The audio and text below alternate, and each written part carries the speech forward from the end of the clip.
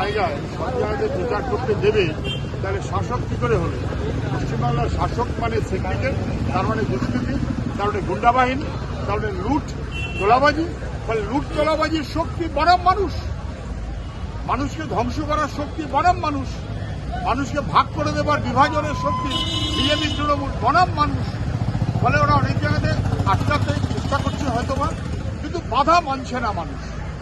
আমাদের কর্মীরাও বাধা মানছে না, মানুষ বাধা মানছে না। প্রশাসন বজ্রাটনি ফসকা করে গেরো করবে কিনা প্রশাসন বুঝবে, আমরা কিন্তু ছেড়ে দেবো। এই মনোভাবে চলছে, কিন্তু বজ্রাটনি ফসকা গেরো হবে কিনা সেটা সময় বলবে। আর এটাকে কোনো শক্ত নির্বাচন কমিশন বলে না যে লাখো লাখো মানুষের ভোটের অধিকার কেড়ে নিচ্ছে, এটা কোনো ব্যবস্থা হতে পারে না।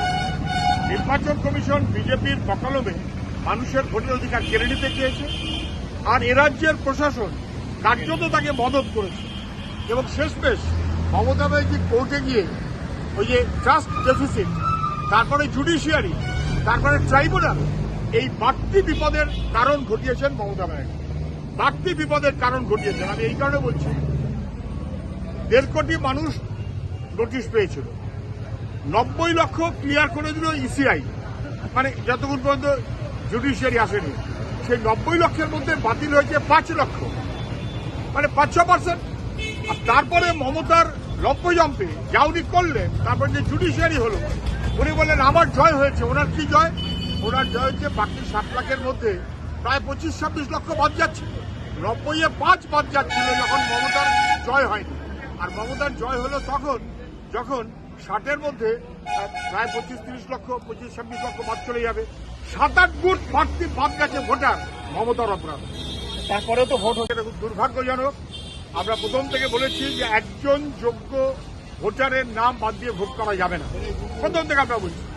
মমতা ব্যানার্জি ঠিক মতো করে চলতে পারতেন, চলেননি। আমি প্রাণ থাকতে এসআইআর নয়, আরে বাবা আপনার প্রাণও আছে, এসআইআর হলো, কি করে হলো? আপনি আবার ফলস মারলেন। ওয়াকফ দিয়ে আপনি মানুষকে ফলস দিয়েছেন, এনআরসি দিয়ে ফলস দিয়েছেন, এসআইআর দিয়ে ফলস দিয়েছেন। আপনি মানুষের কাছে প্রতারিত এবং আপনি মানুষের ঠকাচ্ছেন, আপনি ধরা পড়ে গেছেন। শূন্য, কিন্তু এমন শূন্য যে বিজেপিও বলছে যে তৃণমূলকে তাড়াতে আমরা কা পাবো না, ভাই সবাই এসো। আর মমতাও বলছে বাম ডান সবাই মিলিয়ে চলুন, আমরা বিজেপিকে তাড়াই। উনি বিজেপিকে এনেছেন, বসিয়ে রেখেছেন, বিজেপির সহায়তায় উনি বিপদ থেকে নিজেকে মুক্ত করেছেন। এখন উনি বেশি জ্ঞান দিচ্ছেন। হঠাৎ বামেদের কথা মনে পড়লো কেন? বামেরা নাকি শূন্য, বামেরা প্রাসঙ্গিক। বামেদের বাদ দিয়ে পশ্চিমবাংলা মানুষ ভবিষ্যৎ কখনোই প্রাসঙ্গিক হতে পারে না, এটা মানুষের কাছে দিনের আলোর মতো স্পষ্ট। ভোট শান্তিপূর্ণভাবে মানুষ দেবে মানে বিজেপি তৃণমূলের হাল খারাপ, বামপন্থী শক্তির পাশে মানুষ। মোথাবাড়ির ঘটনা একাধিকবার বলেছি, মোথাবাড়িতে ঘটনাটা শেষমেশ যা হয়েছে সেটা কারোর ভালো লাগার কথা নয়, সেটা নিশ্চয়ই নিন্দনীয়।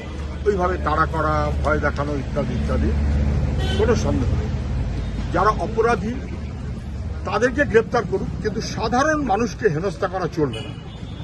আমি যা বুঝছি সাধারণ মানুষকে হেনস্থা করার মনোভাব আছে, না মানবো না। অপরাধীদের চিহ্নিত করলে আলাদা কথা, কিন্তু তার চেয়েও বড় কথা, সবচেয়ে বড় অপরাধী কে মোথাবাড়ির ঘটনার পিছনে?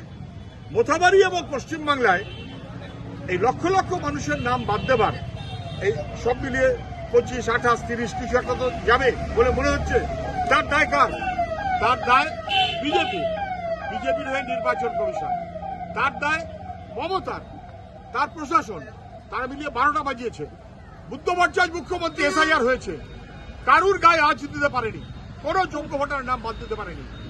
এসআইআর হচ্ছে, দিল্লিতে বিজেপি, রাজ্যে তৃণমূল, মানুষের নাম বাদ চলে যাচ্ছে। ফলে মানুষের নাম বাদ গেলে তার রাগ হওয়াটা স্বাভাবিক, সংগত। কিন্তু তাকে যে খেলিয়ে দিচ্ছে অন্যভাবে, এই কি একজন নাকি ধরা পড়েছে বা সে মিম না সে তৃণমূল। আমি বলছি সে মিমও বটে, সে তৃণমূলও বটে। কোন এক উকিল কি বলছে, মিমের প্রার্থী, তৃণমূলের সঙ্গে ছবি। তৃণমূল, মিম, বিজেপি সব মিলিয়ে মানুষকে 12টা বাজাতে চায়। আর মানুষের ভোটের অধিকার রক্ষা করতে হবে, ওটা আমাদের দায়িত্ব। অনেক সাধারণ মানুষকে গ্রেপ্তার করেছে, অপরাধীদের গ্রেপ্তার করুক, আমাদের কিছু বলার নেই। কিন্তু যে সাধারণ মানুষকে গ্রেপ্তার করেছে এবং তার মধ্যে বাছাই করে আইএসএফ এর যিনি প্রার্থী তাকেও সম্ভবত গ্রেপ্তার করেছে। তৃণমূলের পায়ের তলায় মাটি নেই, তৃণমূলের পায়ের তলায় মাটি নেই, ওখানে বিজেপির কোনো চান্স নেই। ফলে ভয় পেয়ে গেছে তৃণমূল, ভয় পেয়ে গেছে প্রশাসন, এবং তৃণমূল বিজেপি সব মিলিয়ে বাংলার মানুষের বিরুদ্ধে, গরিব মানুষের বিরুদ্ধে যুদ্ধ ঘোষণা করেছে। এসআইআর এ আপনি তার প্রতিফলন দেখছেন।